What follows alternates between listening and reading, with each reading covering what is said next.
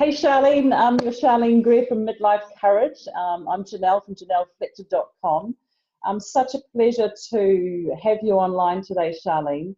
And we've only known each other probably for a couple of months via the whole social media and a few networking channels. But knowing you now, and the little that I do know that we go back a long way and that we were Otago girls together in our younger heydays. But I think we've got some things in common around Dunedin, around our school that we went to, the oldest girls' school in the Southern Hemisphere, I believe.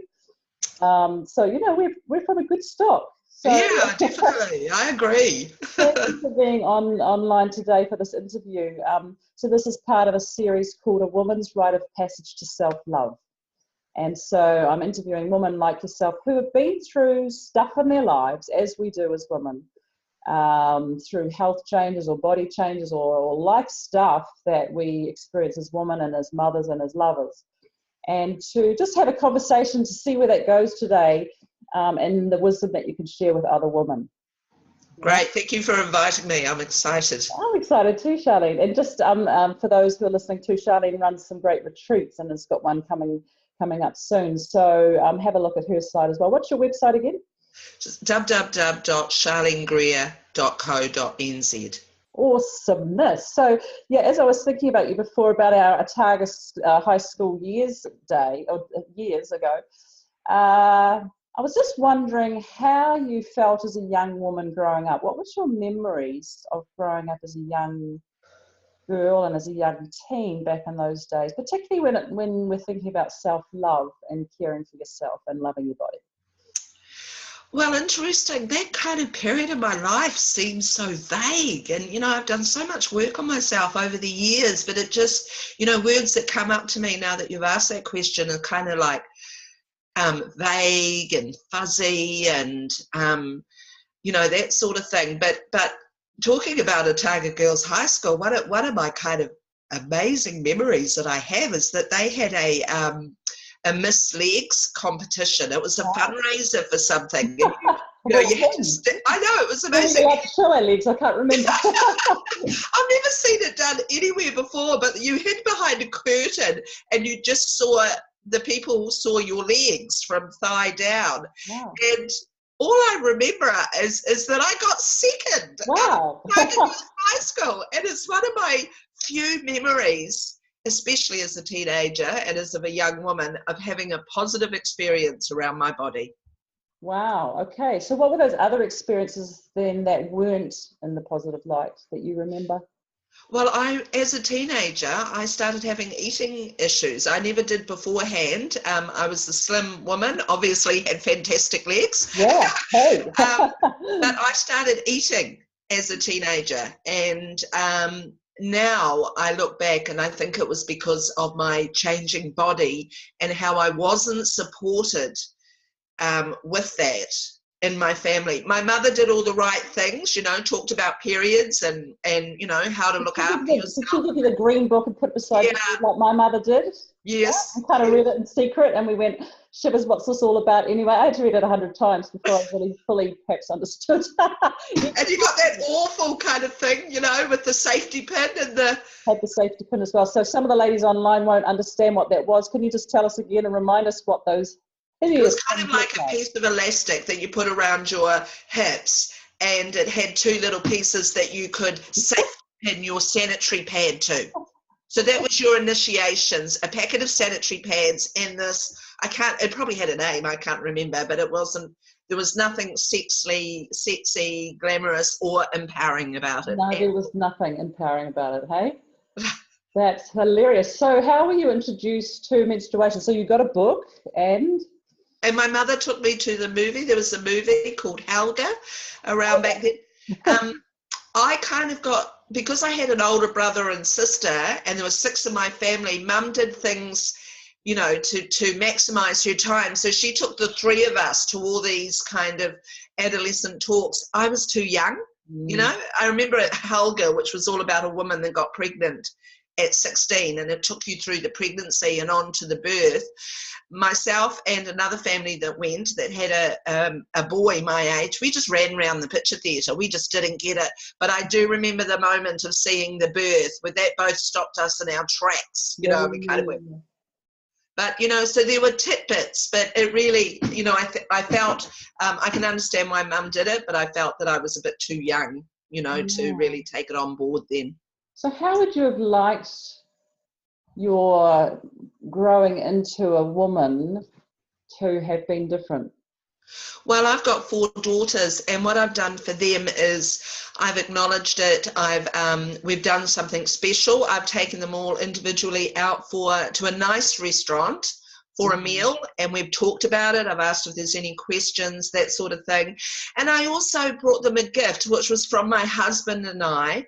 And I felt it was important to include their dad, because in my day, I don't think Dad was. He never, if he did, he didn't say anything to me. No. So my husband and I went out and we brought a gift for them, which was often some nice lingerie that was wrapped up in a really beautiful box and put on their bed. And he wrote in the card to them. So they were acknowledged. And I think my husband's sensitive enough that he did it in a way not to embarrass them, or, you know, they had the gift that they just loved. And, so yeah, we celebrated it. Same. Look, I'm a lover of ceremony as well. At the same, I gave my girls roses on the day that they menstruated for the first time, and obviously there was a lead up into that. But that was a celebration, because so much is around the curse. You know, much like menopause. You're Yes. talking a lot about menopause, but we see these two very critical changes and transitions in our bodies and in our lives. Often in a very negative light, and seen as the curse or something that we have to manage or whatever. And it's beautiful that we can provide ritual at that end of the spectrum for a young woman. Yes, definitely. That it's a celebration, that is a positive thing, that there's openness around, you know, questions and an honesty in the sharing of stories. Yes. I was telling you the other day, I've written this book, Dancing in Our Own Full Moonlight, and one of the prompts one day to write one of the poems that I did was around, you know, what was my experience of menstruation for the first time. And again, it was that secrecy that was around that. And each month it was still in secret. I still don't remember my mother being part of asking how I was, or really helping me listen to my body, actually. And there was, you know, you say secrecy, and with that obviously goes the shame. You know, it was something to be ashamed of, that you got this, you know, thing happening. It's amazing. My girl, you know, like, we never ever talked with my mother about tampons or Tampax back then, or, you know, it was just not, you wouldn't do that. Whereas I remember my daughters, 2 of them I think, got it at school, and they came home and openly told me about it. And they said, oh, look, it was fine. A friend gave us a tampon. You know, and I thought, wow, you know, that's fantastic that they felt fine, asking their girlfriends, and obviously I assume their girlfriends gave them some tips on how to insert a tampon properly, you know, and I thought, wow, that's so great. It's changed so much, which is for the better, which has been. But Sharleen, what I hear, and I honour you for that, is that you've had a platform for them. And you've offered an openness to them, which you didn't have, I didn't have, but you've offered that to them, so they feel much more at ease with that. Yes. So that's one thing I didn't hear it from my mother, is how I wanted to do things differently. Yeah, exactly. So you and I both share share also that we have 4 daughters. I have 4 daughters, 2 sons. And I'd love to know how you have role modeled self-love to your daughters. Or have there been times when you have role modeled other stuff that wasn't so self-loving? And how has that been? Well, it's been an interesting journey, because you know, my self-love has improved as I've got older, and, you know, in hindsight, I tend to say kindsight rather than hindsight. You know, maybe I would have done things a bit differently, because I was battling my own demons around my weight and around my body. So they have, you know, to a degree taken that on, and it's only now as they're young women and teenagers that I've been able to go back to them and talk to them about how I felt I could have been different, and how I choose to live now with my self-love and my body. and, you know, just once again, open those channels for discussion, you know, because I've seen them all fight their own demons around their body and self-love. And, you know, it's certainly one of my big drives to do my whole business, Midlife Courage, so that, you know, I can role model that I am worthy. And so Absolutely. I want my 4 daughters to know that they are worthy. And in actual fact, it's everyone's birthright, a woman's birthright to be worthy. So, you know, there's things I wished I'd done different, but I say that with self-compassion. I did the best I could do at the time, and there's no time like the present to keep working with it and sharing and open those communications with my daughters. And just going back to what you said before, when you said that you started into your eating stuff, you know, whatever that looked like for you through your teenage years, that you weren't feeling supported. And it's interesting that we share a common story. I too did 11 years of anorexia, bulimia, and everything in between, that stuff. And I never fully understood why I went down that route and what kind of got me out. And it was only in hindsight that that got revealed. And it was through a conversation with a new friend, and she had lost her daughter to suicide. And we were having a conversation, second conversation actually, on the beach here at Orewa. And so I revealed to her that I got to that stage too of feeling very suicidal. Often actually I got to that stage. But there was one time where I went, today's the day, yeah? And so I revealed that to her, and she asked a really important question. And the question was not why had I done that or tried that, but why had I done it that day? And so my logical mind went, oh, well, you know, I've thought about it a few times, and then it was and then I was feeling pretty bad, and then I thought, today's the day. But actually when I sat with that and sat with it in my silence and really got into my intuitive space around that, and it only just came that day, because I realised it was the anniversary of my grandmother's death. Amazing. Shivers as I say it, because she's such a powerful presence in my life, yeah? Yeah. And I did not realise it. And for me, it made sense, because at age 13, when I got the news on that Saturday morning in my Dunedin home, halfway bush, to say my bestest, greatest grandmother had died unexpectedly, I was absolutely distraught. And I wasn't supported. This is just in hindsight. I wasn't supported by my mother in a way that I needed to be held, hugged, and told, you know, or listened to. Yes. Yeah? And I now realise she was in her own grief. She also needed that support, so I couldn't offer it. But that for me really helped me know that under our eating and weight stuff, it's not about the food. It's about what is the emotional stuff going on, what is the grief, what is the change, loss, or even feelings we don't even want to go near. For me, I was just distraught, but I didn't know what to do with distraughtness. I didn't know what to do with loneliness. I didn't know what to do with silence. So, you know, it's an interesting question when we're with women, hey, what was going on in that time? When things were happening. Women, as women, we're often very good at putting on a great face and a smile, and that life is all roses. What are some really low points that you've had in your life? Some low points. I think, you know, I don't have any pivotal points as such. I just see it as that there were always, I think actually why I find that question difficult to answer is because I started using drink and drugs as a teenager to cope. And for many, many, many years, I coped with everything by drinking. And it's only very recently that I've stopped drinking, and it feels like I'm really getting in touch with the real me, who I am. You know, I've always thought I was an extrovert, as my friends would, but in actual fact, when I go to functions now, even a family one that I had a couple of weeks ago, and I'm not drinking, it just changes everything. And, you know, so in answer to your question, any lows that I had, I don't, you know, they don't kind of stay in my mind, because obviously I just drank myself into You just coping. Coping, and squashed it down. So, you know, I kind of kept this level where I didn't have huge highs and I didn't have huge lows. I just kind of operated day to day. And anything amazing happened, I drank, and if anything crap happened, I drank. Yeah, you're on this kind of Yes. chicka rather than that, yeah? Yeah, definitely. And what I love helping women with, and what I see women, they just want to keep on that, they think they want to keep living life, what I call a straight line life, they want things to be the same or improving, rather Yes. than as a woman that we're like this.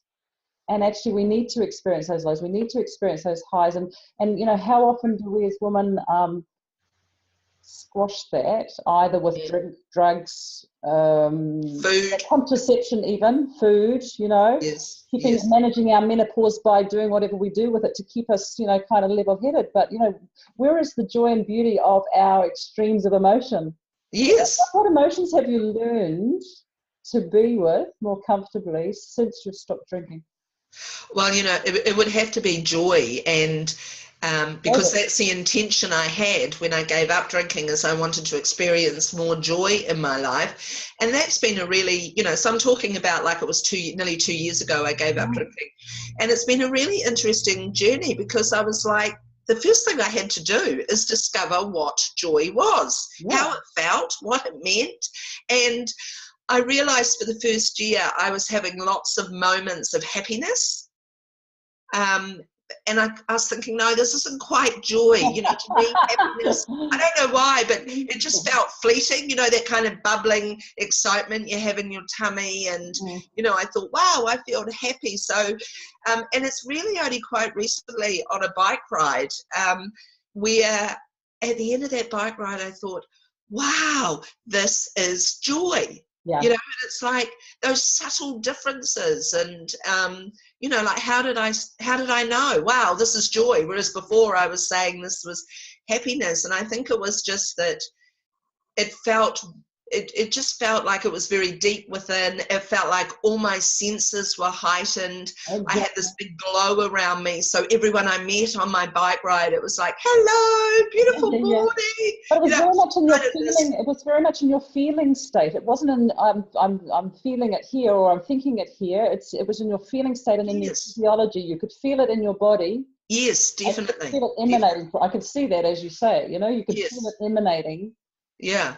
Out of your body or within your body, Yeah. I remember coming home and sitting, I live down by an eastray, so I went there just to have some debriefing, really, and it's like, wow, that was joy, and so it's like, I'm aiming for that, now that I actually know what it feels like. It's like I can have more than that, whereas the last 2 years it's been discovering it. So, any of these new emotions, it's like a muscle, really. You have to keep working at it and, till you bring more and more of it in your life. But noticing it too, because I talk about body physiology and how we can actually take on that stance, that posture, that lightness in our bodies to feel differently.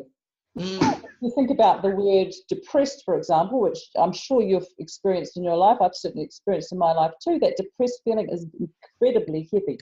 It's there in the word pressed down, but it's incredibly heavy, and it's that feeling within our body that we're literally pressed down. We're not, we haven't got the joys of spring in us. No, we haven't got that lightness. It's the opposite, as you said. It's a heavy feeling.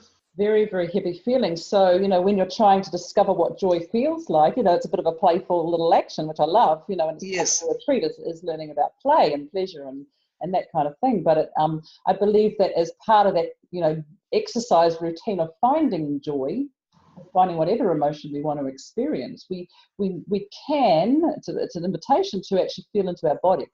Yes, definitely. How if I move differently? How if I sit differently? How if I move around differently? How if I hold my head differently? How about if I'm a bit more seductive in my move? That kind of thing, where we get playful with our speed, our stance, our posture, our facials, and you're very light in your body. I can see that. So the other extreme, what did that feel like for you? Well, I was just thinking about that as I was talking about happy and joy. It's like, as part of the process, I am learning to go down into the darkness, and it's all about timing, I believe. And because I've now trained as a life coach, and it's always about moving forward, it's like I can dip. To me, it's like I'm dipping into grief, and anger, sadness, shame. Shame is a big one for me that I've been working with. Yeah, but it's like I'm choosing to do that, and because I know that I have to keep exploring that, and I know for me that my default is that if I do start going into what I'm going to call dark emotions, I want to eat. I want to eat to stuff them down. So it's like I'm constantly watching myself and going, you don't need to eat. You just need to, as you've said, go silent, go within, breathe, and acknowledge what's going on, and that it's okay. And what is it I need in this moment? I've often thought when I was feeling depressed, low, whatever, and going into similar sort of phase, it was like, what is it actually I need? And often it was a phone call, or often it was a friend to hug, or it was other things versus the substance in this example of what we've used to squash that down. Yes. What I've loved about just transitioning now quite slowly into menopause is that I'm experiencing a whole load of emotions that I've never felt before. And I know that the kind of traditional medical / way we live life at the moment would be to go and get that sorted. I'm going, well, no, I'm not going to go get that sorted. I'm going to be with that emotion for whatever it is. So I'm just kind of delighting in the moment about experiencing rage, for example. I've never experienced rage or incredible anger because my family upbringing was very, in a box, religious, Christian, you look the part, picture perfect photos, Sunday best, that kind of thing. And we never really did the extremes of emotions. We did, hey, we're okay and we're doing okay. So what I'm loving about entering this phase and what's happening with my hormones is embracing that rather than fighting against it. Yes. I've never dropped glasses in my life, but recently I dropped glasses in rage, or I've torn out of a house for whatever reason. But what I'm loving about this, and this is maybe helpful to the women who are listening, is just being with that and going, hey, what's really going on here? Yeah. And how is this getting me clearer? Because my rage moments in more recent months has really been making it very clear where my values lie. And that they still very much lie in being a fantastic mother to my beautiful children, even though I've only got 2 of the 6 at home still. But, that's been very much my value my whole life and still is. And so when that's challenged, which it has been of recent times, I'm really clear in my rage what's important to me. Yes. Yeah. And isn't it fascinating? I just, like what you're sharing, it's just what I've learned about working with midlife women is that, any of those whispers that you've had before, in your 40s, you start having these whispers, which are part of the body changes. If you ignore them, they are going to be screams by the time you get to 50. And that is when, relationships break down, careers may break down. And those earlier, what I call niggles of menopause, they'll go into major illnesses maybe if we're not listening and addressing them like you have said that you did. And this is the exciting thing about midlife, is that we have to start dispelling those myths so that women can start preparing for midlife and use menopause too, and using it as an asset, because it is such a potent and an extraordinary time. And that's why I love, one of my phrases is going from midlife crisis to midlife courage.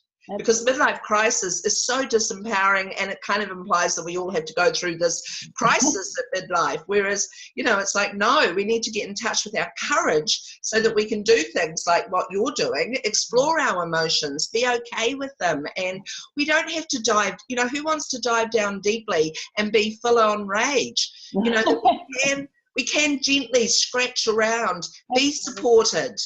And those sorts of things. So, I've got this real drive to spread the word that midlife is actually a very empowering time, especially at this time in history. Women did die in their 50s not that long ago. Yeah, and we're living 40 years later than that, yeah? Yes, that's right. And now we're, the average age, I think, is 84. So potentially, with you being in your early 50s, or I hope I'm not jumping the gun, but 50, it's like, potentially you've got 34 years left. So it's a long time to be lost in the wilderness. So, we need to really use this valuable time. But we were talking the other day about our younger women, and you're saying we get those niggles as menopause approaches in terms of our those niggles that we need to take note of, and those emotions we need to take note of. But in the work that I've done with my coaching and healing work with women, often through infertility, through miscarriage loss, through relationship stuff, through intimacy stuff, and what I've noticed is that when women don't honour their menstrual cycle, when they don't honour that PMT time, for example, and they go, oh, shivers, I got PMT, I just go, wow, this is awesome because it's telling me stuff. Yes, definitely. And the PMT stuff, if those issues are not addressed, whether they be emotional, grief related, whatever, if those are not addressed, it comes up the next month to go, here's another sock at it. And here's another one. Right. And people wonder why they go up to the medical system to find out why they've got their breast cancer or their whatever's going on for them. But there's a different way. Yes, in a much more empowering way. Much more empowering way. So I don't think it's just, it's certainly menopause is a great time to be doing that, but why not, us be helping women earlier on actually honour their womanly curves is what I say. Yes, well, like both you and I have said, we start honouring it when our girls start menstruating. We start celebrating it. And, to celebrate the beginning of menstruation, then yes, through their life, they can celebrate PMT, whatever changes. Mm-hmm. But what I've found in my generation, because we come from that upbringing where it wasn't celebrated, it means that, at midlife, we're really going to have it knocking at our door. So it's like, yes, let's, in my generation, start addressing it. And then also, how can we prepare the younger generation to acknowledge these signals and signs that we get with menstruation? Exactly. So it sounds like you, as well as I, love ceremony and ritual, and I'm sure that will be part of your retreat as well. What are some other celebrations or other rituals that you have done in your life to honour different phases of your life? Well, I've always been a big 7-year girl, 7-year cycle. So I've worked with my friends celebrating, and which I did with my girls, their 7-year birthday, moving from that kind of little girl to a bigger girl, 14. We often did, all those 7-year cycles I've celebrated in my family, and I've been called out to go to other families to celebrate that. And I also, not with my first two daughters because I didn't know about it, but someone introduced me into the blessing way ceremony, which, I just adore. And there's always part of me that wants to go back to this, where pregnant women have a celebration, a ritual around being pregnant, and you invite women in, they bring a bead, and this is an old American Indian ritual where they bring a bead for the baby. And I was lucky enough to be able to have all my girls at home, and so I brought a group of women for my last two daughters to my home where I was going to have my baby, and we did this blessing way ceremony. And so powerful. It's so powerful, especially at the birth. I had this I wore a bracelet where people had given me a cotton thread that I had in a basket, and they said, we wove it together, and they said the red represents strength, whatever it does. So I remember, I think in the second, my last child, which was a bit more difficult, holding that, just even subconsciously holding that bracelet, and it was like, because word had gone out, I had someone to let them know I was in labour, and I could feel those women, their strength and their energy there for me, and it was like, yes, I can do this. It's not just about me. It's about all those women holding me. It's about my family and the child I'm about to give birth to. So, very, very powerful, any of those celebrations. And absolutely. But there's power in tribe, and what I hear from your story is that when we commune together as women, when we are in circle with women, it's a lot of what you do, it's a lot of what I do in my Somebody Beautiful Woman Circle, but also what you're doing in your retreats. And with your woman, I've got a lot of light coming through. Yes, I was just going to say that. Let's just move here. Oopsie, just. Okay. How about that? Is the power of when we come together and commune as women, as tribe, and that we are fully, I love the word hammocked. We're fully hammocked, we're fully supported, we're fully held. Yes. You and I are doing for women, yeah? Yeah, definitely. Whether that be through retreat, whether that be through ceremonies that we have together, yeah? Yeah, Beautiful. oh, So definitely. just on a final note, Sharleen, one of my personal practices is body gratitude. What would be something that you're grateful to your body for today? I am grateful for my eyes, actually, that I was able to see, and a beautiful woman that lives down your way, Tracy Manu, who's is also a life coach. Yeah. She just put this a beautiful saying on, some words. She said, if you're rushed out of bed and you're really, really busy, just take a moment. And she wrote a paragraph, and I just thought, wow. And it was all about, eating your breakfast slowly, Yes. showering your body slowly, Yes. and thanking those pieces Reverence. of your body. Yeah. So it's so beautiful, really, really, really beautiful. And I always start my day with an intention meditation that I've found in the last 6 months. I listen to it and set my intention. I put my feet intentionally on the floor and name the intention for the day. And then I stand up and I actually give my body a hug. Yeah. Awesome. To me, that hug was my straitjacket. Exactly. On my body, whereas now it's a loving gesture. So I try to start my day every day by doing that. Fabulous, Sharleen. Hey, an absolute pleasure, delight to find some more commonalities between us, and awesome wisdom for the woman today.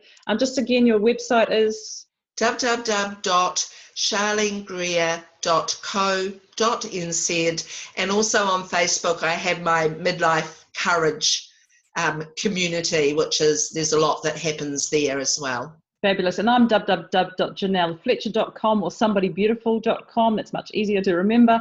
Also have a Facebook community called Somebody Beautiful, and an upcoming book, Dancing in Our Own Full Moonlight, as we do, Sharleen, you and I. I can't wait to have a conversation. Again. Bye-bye. Thank you. That was great. Bye.